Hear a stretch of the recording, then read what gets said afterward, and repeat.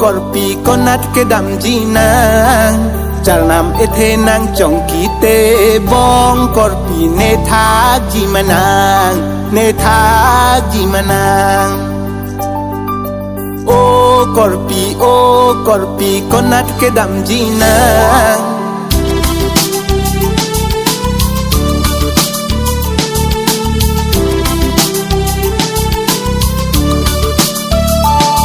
charnam chongki te nang phan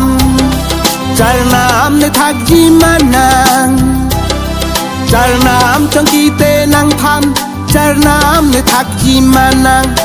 kam pen chok put pen bar plot ta me nirun me ke lahai jadi pancing si chongki hai hene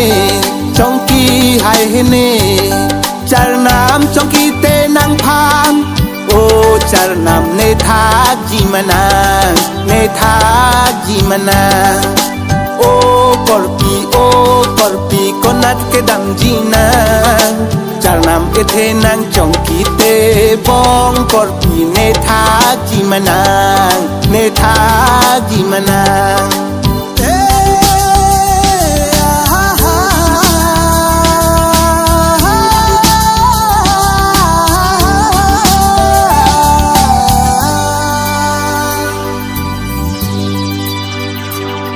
charnam chongki te nang phan charnam ne thak jimanang charnam chongki te nang phan charnam ne thak jimanang nang rindi nang run jang poki dalan ne rindi ne run jang sampri manai che char dang lahai jadi pancing si chongki hai hene o charnam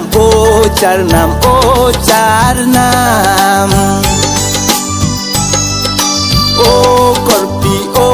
korpi konat ke dam jinang charnam ethe nang chongki te bong korpi ne thak jimanang